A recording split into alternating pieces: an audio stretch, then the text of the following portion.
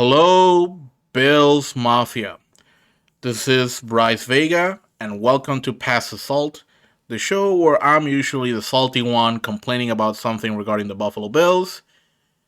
But at least for a portion of this episode, I will be passing the salt over to the New England Patriots and Patriots fans because, boy, they sure are salty. After the beatdown that the Buffalo Bills gave the New England Patriots 47 to 17 over wildcard weekend, I am just feeling ecstatic and so happy for this team. The team that I root for, the team that I cheer for, and the team that I hope that sometime in my lifetime they will win a Super Bowl. You don't need to give me a dynasty. I'm not going to be greedy, but at least in my lifetime, please win one. We don't ask for much. We just want one. And sure, New England Patriots fans might make fun of us and still be like, "Well, you're 1-4. We're 6-2 in the Super Bowl." It's like, get out of here. That game against the Patriots was masterful, both on offense and defense. On offense, what can I say? No punts, no field goals. All drives ended either in touchdowns or kneel downs. You can't ask for more. I mean, the only way that this could have been better is if they had gone for two after every touchdown and somehow got every single 2 point conversion. Now that would have been really rubbing it in. But I'm glad that the Buffalo Bills performed so well against the New England Patriots. Earlier in the season, I was really questioning Sean McDermott because I just sometimes I get a feeling that, man, are you really gonna take the Buffalo Bills to a Super Bowl victory, or are you a Mike Zimmer? And that's the thing. That's my comp for Sean McDermott for the longest time. Are you Mike Zimmer? Because you will turtle sometimes. You will coach scared. You will shrink in the big moments, and he did shrink in big moments during the season. He did shrink against the Chiefs during the AFC Championship.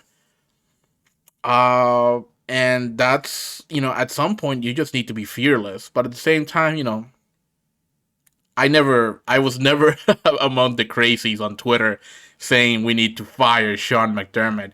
I mean, come on. The guy has been coaching the Buffalo Bills for 5 years, and 4 out of the 5 years, he's taken the Bills to the playoffs.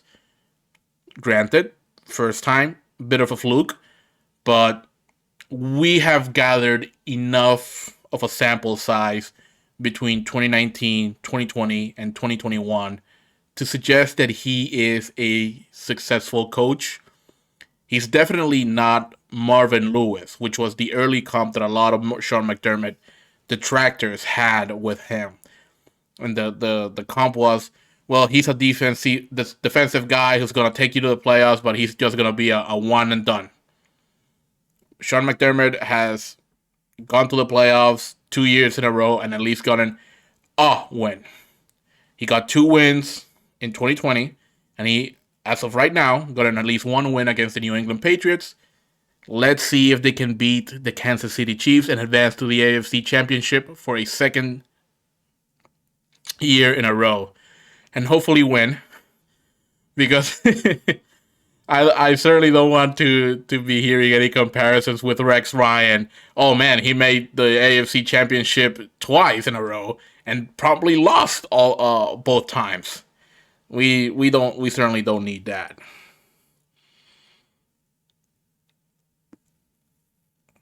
He's done well, and the moment that where I decided like I can believe in him and not just be like I love him, but I'm a little afraid of him or when it comes to the big moment was when the Buffalo Bills were up.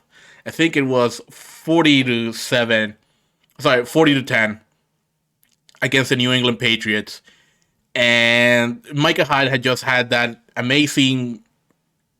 I mean, what was it, like a 50-yard return, like a big big return, and Josh Allen goes on into the field when rightfully, I think most people would have said put Trubisky in. And Josh Allen just throws its 39-yard pass over to Dawson Knox. And that's when I knew, yes, yes, Sean McDermott has learned a very important lesson from the great coaches out there. The I would say the Jim Harbaughs, the Bill Belichick's.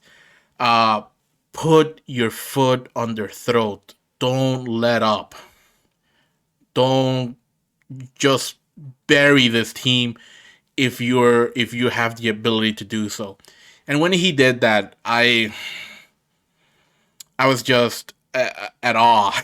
I was also like I couldn't believe it. Like I was laughing at that point. I was so ecstatic, and just to see Josh Allen just come out and be like, oh, 39-yard bomb, first try. when they're already when they're starting that drive in New England territory. My God. And then to cap it off, like, oh, touchdown pass to our swing tackle, Tommy Doyle. Good for them. Good for the Buffalo Bills. I saw over the week that apparently Bill Belichick went over to the Bills locker room and congratulated them. Told them that they had done a great job and that he was very impressed, and even dapped up Josh Allen. Good, man. That's high praise. That's the GOAT coach to a lot of people. I kind of think Bill Walsh is the best coach of all time, but that might be the Bills fan in me not wanting to give Bill Belichick his due. And that was important, and it was important to not get beaten in the playoffs by New England when Mac Jones is in his rookie year. That would have just been disastrous. Oh my God, the psyche of this team would have just gone through the floor. To think that after all that they've done, all the trust the process, playoff caliber, and then championship caliber, that you get bounced in the playoffs by a New England team who was playing a rookie quarterback who played very well, looks very good. New England has their quarterback of the future, quarterback of the present. To be honest with you, it's not like it's not like Mac Jones needs to develop a whole lot. He is a starting caliber quarterback, and to not get bounced in the first round of the playoffs by your division rival was big. I mean, it's not a Bills fans on Twitter are saying we run the East. We are the class of the division. Settle down, Bills Mafia. I love you. I'm part of you. I'm one of you. But remember, what the New England Patriots did during the Brady era is uncommon. Nobody has that kind of run where New England, just by default, is winning the division every year except that one fluky year. Nobody does that. Chances are that the Buffalo Bills will be very competitive with New England moving forward. And I hate to say it, but watch out. Here come the New York Jets, who I think might be a team on the rise. Some of the advanced statistics, or at least some stats that I was looking about Robert Saleh the other day, suggest that he's a good coach. And Zach Wilson, while he didn't light the world on fire on his rookie season, sure did look a whole lot better near the end. Actually, Zach Wilson reminded me a little bit of Josh Allen's rookie year. in the sense that if you guys remember back in 2018, Josh Allen got hurt mid-season. I think it was against the Houston Texans, and he wasn't playing well. And he gets hurt, and after he comes back from the injury, he played much better. He cleaned up a lot of what was wrong with his game. And I saw some of that same thing with Wilson. He got hurt, and he really toned down the interceptions. He wasn't turning the ball over nowhere near as much. I mean, Wilson was on pace to potentially break the interception record. Sure, not playing for a couple of weeks did help, prevent that, but at the same time, that boy was just throwing the ball to the wrong team all the time. But he does have a lot of talent. Great arm. Moxie wants to win. And I think the Jets might be a team on the rise. I'll tell you who's not on the rise. The Miami Dolphins. Fuck them. They can stay at the bottom of the division, and they deserve to be there. They're a trash organization, and I hope they stay there with their soft arm quarterback Tua Tagovailoa forever. Sign him to a 20-year deal. You deserve him. You deserve each other. Anyway, I will curtail my Dolphin hate for the time being and continue talking about the Buffalo Bills. So, Sean McDermott showed me that he's going to,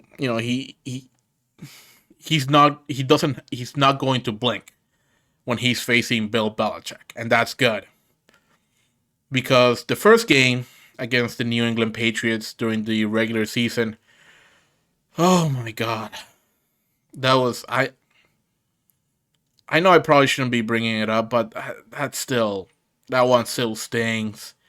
To lose that way at home, and to the missed opportunities, like I keep going back to the drop touchdown from Diggs and Zach Moss caught him. By the way, caught him. Zach Moss just running into contact when he had a touchdown. It was right in front of him, and he just goes like, "Oh, I'm gonna make him make a business decision. I'm gonna run into this guy and take him into the end zone with me. Sit down, bitch. Cut him. Don't want him. Bring back T.J. Yeldon. Where is he? Surely nobody signed him. He's old, but at least he's fast and big. He can play wide receiver. He almost did that at the AFC Championship against the Chiefs last year. Anyway, boy, it wasn't the season that I thought the Bills would have. It's not the season that a lot of us thought that they would have. They went in the regular season 11-6. When last year they went 13-3, and arguably this season the Buffalo Bills had a much softer schedule. Keep in mind, like in 2020, they played a second team schedule because they were second in the division in 2019. Plus, they played every team in the AFC West and the NFC West.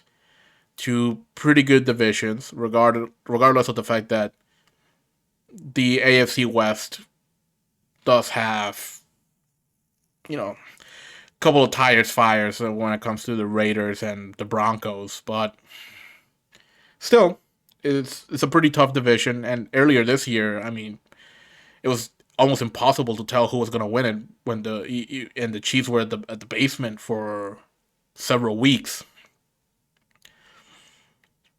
But yeah, the Chiefs. Sorry, no, I don't want to talk about the Chiefs yet. Sorry. Yeah, they played the NFC West and the AFC West, and the NFC West is, I mean, they have three teams in the playoffs this year. That's a great division, and somehow the Bills managed to only lose 3 games. If I remember correctly, those 3 games were, I certainly remember the Arizona loss. Oh my God. Tennessee and the Chiefs. That was it. This year, 6 losses during the regular season. Pittsburgh, New England, Tennessee, Jacksonville.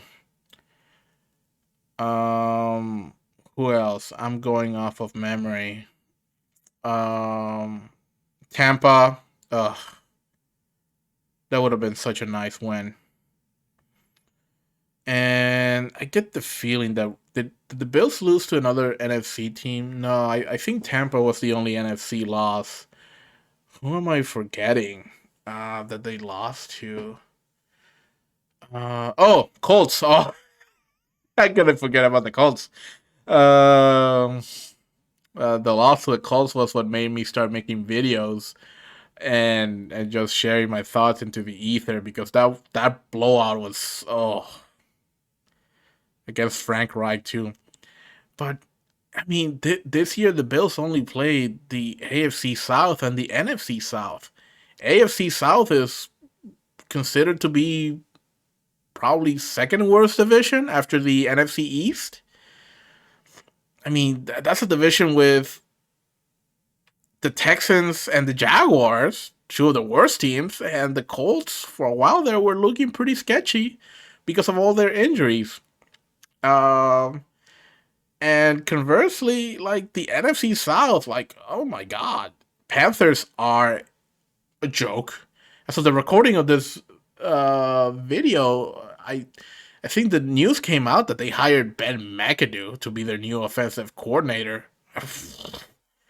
Okay, good luck there, champ. The Saints are a disaster.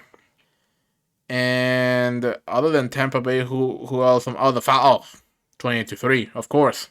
Falcons. Mm. Clown show. Can't have it. Still, the Bills found a way to go 1-3 against the AFC South. Oof, not a good look. Sure, you split with the Patriots, whatever, and you got a bad loss against the Tampa Bay Buccaneers, and an embarrassing loss against Pittsburgh Week 1. I'll recap the whole season at a later point, whenever the season is over, and hopefully that will be after the Buffalo Bills hoist the Lombardi trophy at SoFi Stadium because they've beaten whoever the NFC brings on. I don't care. Be it the Tampa Bay Buccaneers, the Rams, or the Packers. Um, but yeah, the Bills.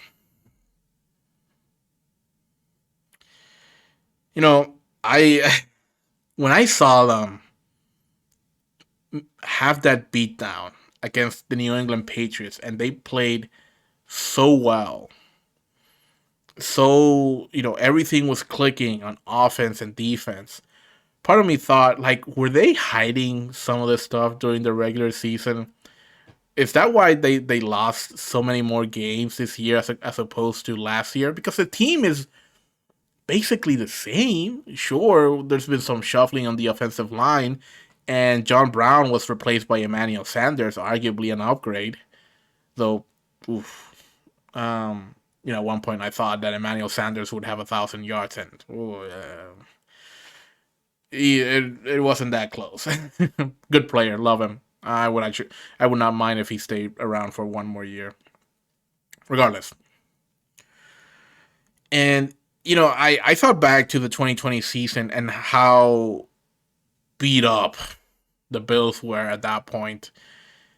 Like, if you guys remember, Cole Beasley was playing on a broken leg. There was something hampering Gabriel Davis, I mean.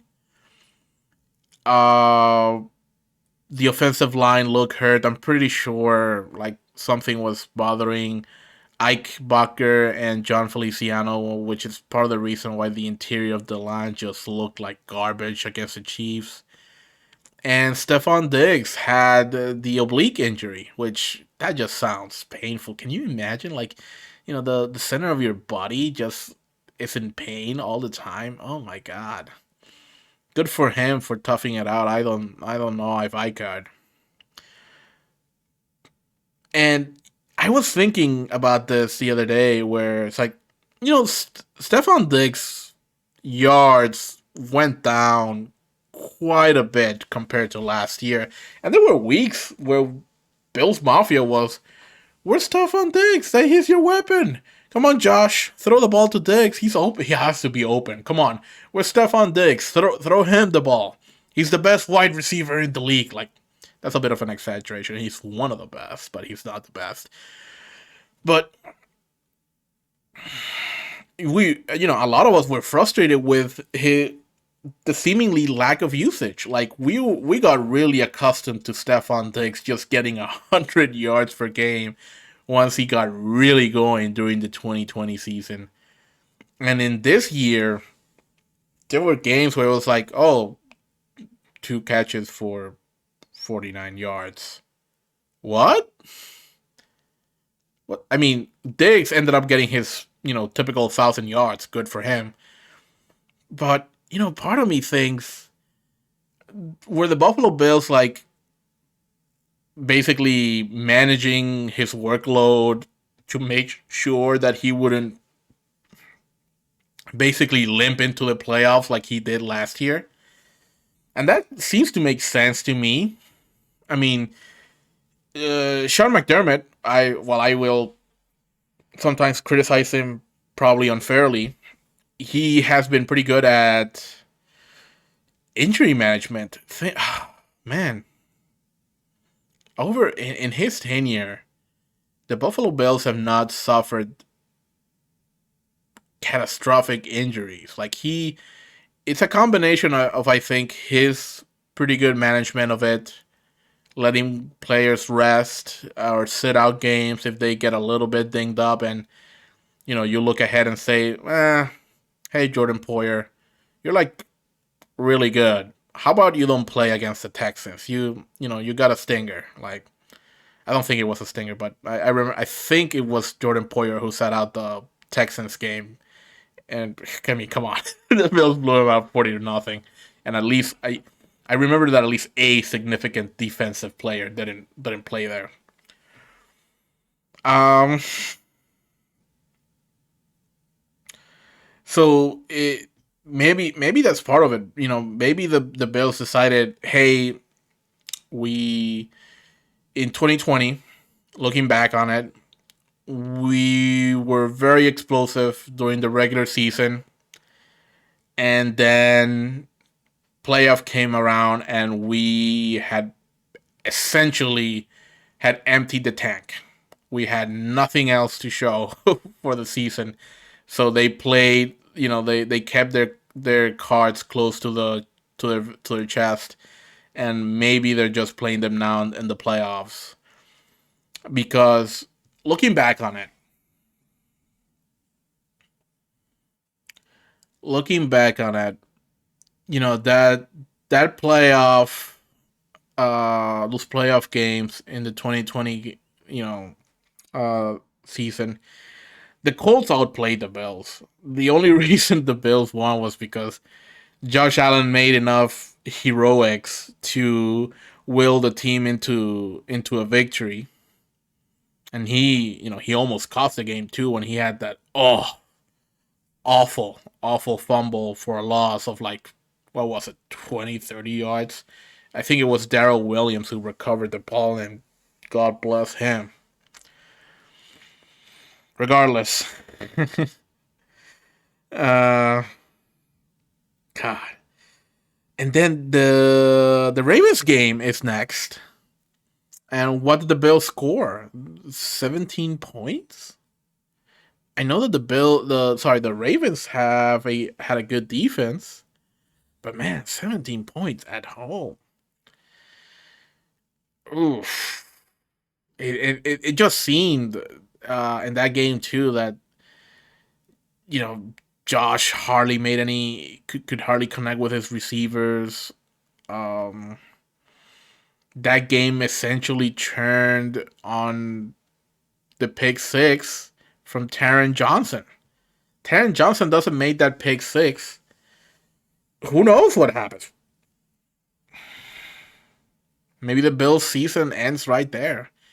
And then Bills go over to Kansas City and they lay an egg. Sean McDermott decides, oh, let's just kick a bunch of field goals. That'll teach him.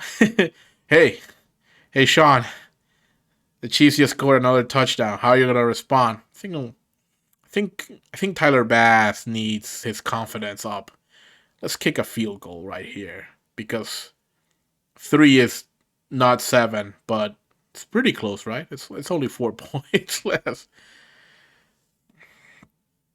And the start of these playoffs with that beatdown against the New England Patriots was certainly a much hotter start than last year's playoffs. And I am now fooling myself into thinking Bills are gonna go all the way. The only reason they had this up and down season was because they were keeping their guys rested. They wanted to make sure that none of them got injured, and now now we can just empty the tank, let all the creative plays out. Isaiah McKenzie, motion your heart out. Just all the jet sweeps in the world. We haven't done them all year, but now Isaiah McKenzie, now you can do them. Singletary, run, run, boy, run. Oh my God, and thank God. Oh, I'm sure this is not how they envisioned this. I'm pretty sure that Sean McDermott and Brian Dable really wanted to have this running back by committee thing, and it wasn't working. Like the Bills just need to accept that Zach Moss is not good. Oh my God. I'm serious when I say cut him. I think that dude just runs into people, and I am deathly afraid that I'm just deathly afraid that one of these days he's just gonna get one of the Buffalo Bills offensive linemen hurt by running straight into their back or one of their backs. Like, come on, dude. Like, you're not Ezekiel Elliott in his prime. You never were. You were never gonna be Ezekiel Elliott. He played in Ohio State. You played in Utah. Get out of here. Stop running into people. Cut. Have better vision. See try to find the correct hole. Anyway, I'm happy, ecstatic that the Buffalo Bills noticed. Hey, Devin Singletary, if he gets into a groove, he's pretty lethal. I don't think Devin Singletary will ever have 1,000 yards in a single season. Maybe he will, but I mean, this is his third year. He hasn't. If he hasn't done it by now, running backs have a very short shelf life. So if he hasn't done it by now, like what are the chances that he'll do it in his fourth, fifth, sixth season? And who knows if the Buffalo Bills even bring him back? I mean, this is a coaching staff that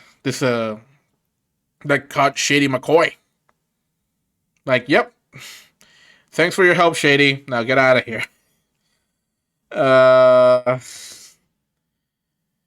and I don't think they truly believe in bell cow uh, running backs. I think they want a committee. I think they want to emulate what New England has been doing for years, which is we'll just have a couple of dudes, and we'll have Rex Burkhead. For third downs, we'll have this other guy, Sony Michelle, for first and second down, and we'll keep them fresh. And none of them will ever stand out other than a couple of flash plays here and there. I think that's what they wanted to do, but I don't know. At some point, you need to realize analytics. Analytics be damned, they're a good tool, but at the end of the day, football is a human endeavor, and when emotions run high, and you're feeling yourself, and you're playing a good game, you start getting a little bit of that extra burst. Like, it's not like Singletary magically became faster overnight. Sure, the offensive line is playing better, but at the same time, you know, with the increased usage, I'm sure Singletary feels like this is this is my job now. After 3 years, I am RB1, and he's just playing way more comfortable, looser even. I mean, even with his increased role over the last few weeks of the regular season and now into the playoffs, I'm surprised. Singletary hasn't fumbled the ball once. He had a little bit of a fumbling problem. He's been very ball secure despite the fact that he's had a couple of big dudes going after him. And it was fun to see Devin Singletary chirp back at Donta Hightower during the playoff game. I mean, there's like what, a foot and a half difference between those two guys, and you see Devin Singletary just just like looking up at this giant behemoth of a man, being like, "Man, fuck you, bitch!" Just ran all over you. Good for him. Good for Devin. Love him. Keep feeding Devin, but don't run him into the ground. I think that guy has a couple of good years left on him. And before I get off the Devin Singletary topic, you know what? I low key think that he can have a bit of a Frank Gore career in him, where he's not splashy, not his highlight reel might not inspire a whole lot in people, but man, I think he can have a long career of nothing but productivity, and we'll see. We'll see if that's the case. Now, the Buffalo Bills will play the Kansas City Chiefs on Sunday, January the 24th.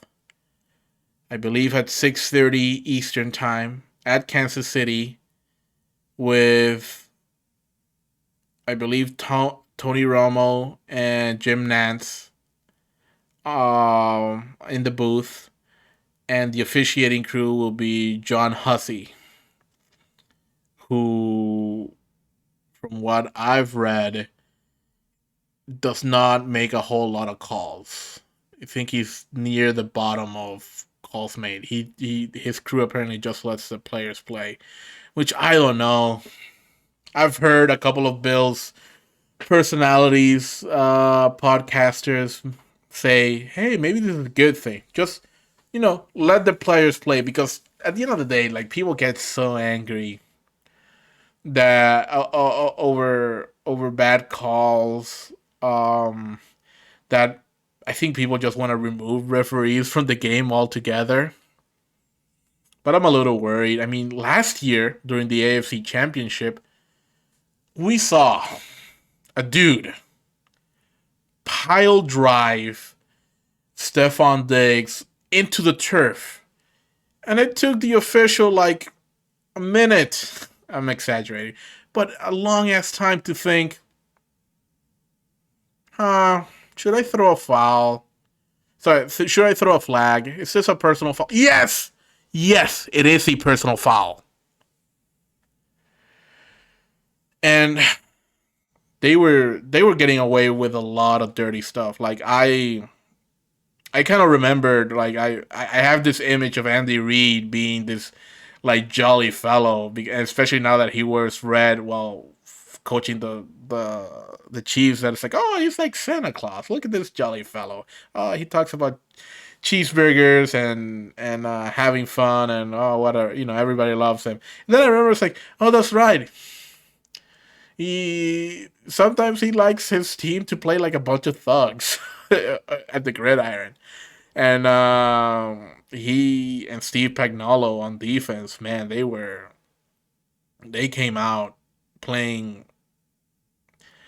I don't want to say dirty, but they nah that was a dirty game that the Chiefs played, and the Bills just took it.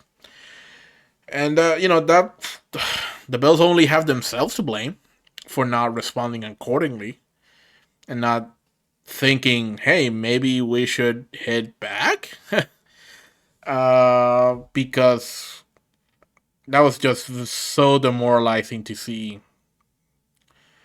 So I'm afraid of something, a repeat of that happening. Like, they're just gonna get physical with us. The Chiefs will with the Bills, and they'll commit a couple of personal fouls that John Hussey's crew is going to like look away and be like, well, whatever. I don't, you know, there's been enough ref controversy in these playoffs with the Raiders Bengals games. I don't want to start throwing flags. I don't. I'm afraid that might happen. I mean, you don't. On one hand, you want the refs to take over the game, but you also don't want them playing dirty. And like I said, I mean, it's that image of the Bills defender grabbing Stephon Diggs and just making a wrestling move on him. Uh, and the ref thinking about whether or not that was a foul. Like, dude, throw the fucking flag. Come on. So the only way that this problem could be mitigated is the Bills come out and they respond to physicality. That if the Chiefs are going to play a little dirty, that you come out and play a little dirty too. And as long as John Hossey's crew calls the game equally, then everything should be good. That means, hey, Taron Johnson, Matt Milano, Tremaine Edmonds, if you see Travis Kelsey near you and you can still hit him, because it's not. Well, I think what is it like? You can jam the receiver as long as it's within 5 yards of the line of scrimmage. Put your hands on him. Hey Tremaine, I I bet you're stronger than Kelsey. If he's on your, if he's gonna run, don't let him run by you. Just if it's within 5 yards, just be aware and maybe give him a little push. Uh, I'm also concerned about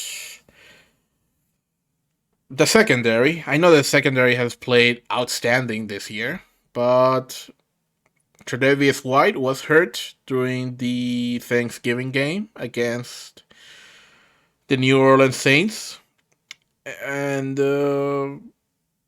we got the Bills have Dane Jackson and Levi Wallace playing cornerback 1 and 2. Boy, uh, I wonder if Levi Wallace or Dane Jackson can keep up with Tyreek Hill. No, they can't. Oof, it's not even. I mean, let's be real. Tre'Davious White can't keep up with Tyreek Hill. The guy's a monster. Oh, but God, that safety safety help will be crucial.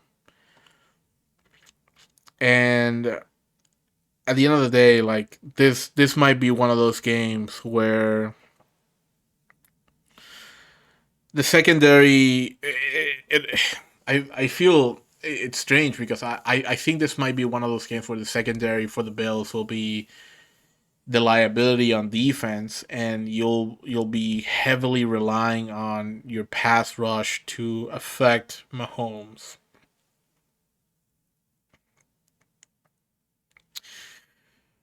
And there, what was the stat?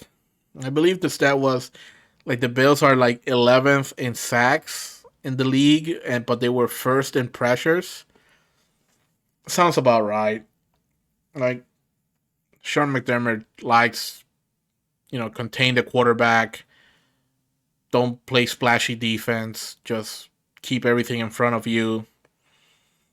And we're hoping for quick three and outs, or we'll let you drive down the field, but then we'll really tighten up in the red zone and just force you to kick a field goal.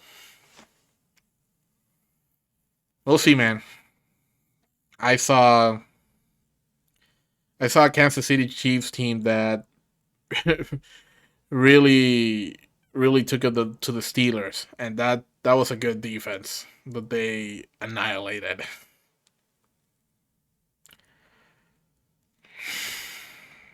Overall, though, I think this is the Bills' year. And I don't care, that people are if the Bills don't win, it's like, oh, Mahomes, he's so much better than Allen. Man, fuck that. Josh Allen is better than Mahomes. Fight me. But if the Chiefs pull off the win, hats off to them. But I think this is the Bills here. Not only to beat Kansas City, but maybe, do I dare believe in Super Bowl? Can the Bills win a Super Bowl as the 3 seed? My God. In all seriousness, like, something about that playoff win against the New England Patriots has me feeling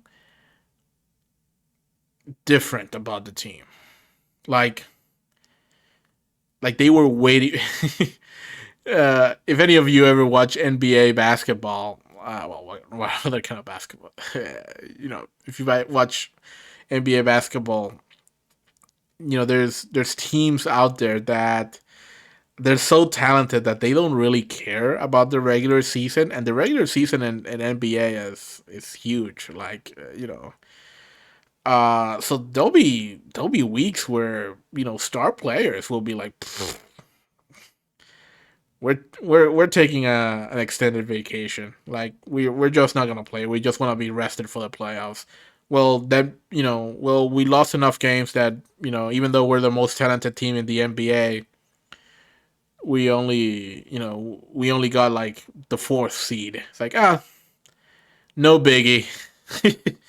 We're just gonna steamroll everybody anyway. And so everybody just comes in for the playoffs and takes it seriously. They're like, I they showed something against New England that's truly special in my opinion. Like like this team was holding back during the regular season. Like, they didn't care. No, they did care, but like they knew that they probably emptied the tank too early, and they really needed to keep those plays for the playoff games. Like, some of the plays that Brian Dable had during the regular season in 2020, like, I'm thinking back to the 49ers game. It's like, you know, some of those plays you might have wanted to save for a more meaningful game. Uh, and maybe I'm just exaggerating, but I I think Allen is playing extraordinarily well. The offensive line looks pretty stout. I mean, hats off to Ryan Bates, who I don't know about Ryan Bates. I don't know if he's the long term starter at left guard or whatever. I don't know. I mean, he is playing so well. It and I don't.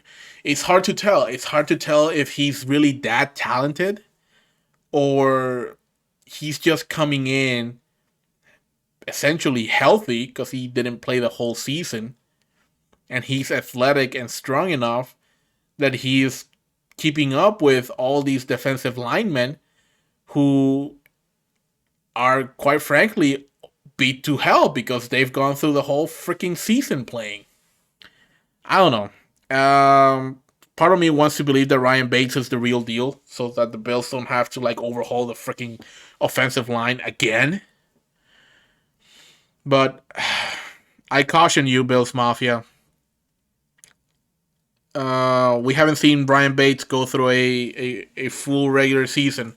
We've only seen him pick up the slack after essentially the Bills realized we can't go back to Cody Ford, can we? Like, no. Come on. Get it together. Bills 42, Chiefs 28.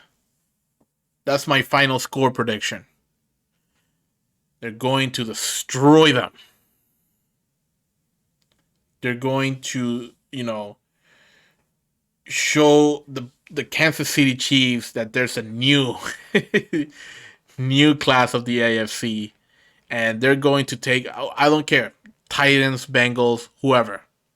They're gonna take them on in the AFC Championship and go to the Super Bowl and maybe win. But I'm feeling confident, and I haven't felt very confident this whole season after. I would say after week one, that Pittsburgh loss was concerning. But when you beat up the bully that's been tormenting you for 20 years in the playoffs, and you put up really like when you put up that kind of performance like that, the game plan for the game plan for that playoff game against New England should be in the Hall of Fame. uh, I have a good feeling, and Sean McDermott has been going to the media all smiles, all happy, which I think is a good sign. I think it's a good sign for the Bills that Sean McDermott is pretty loose and seems pretty confident in himself and in his team to win. Uh, and part of that is because he's probably losing Brian Dable and Leslie Frazier.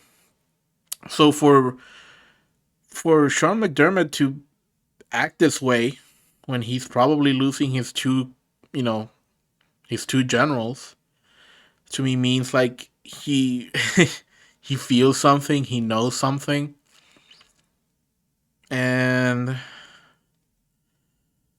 I think uh, I think he might have stumbled onto something, or he might have it finally it all clicked, and it all clicked at the right time. Go Bills!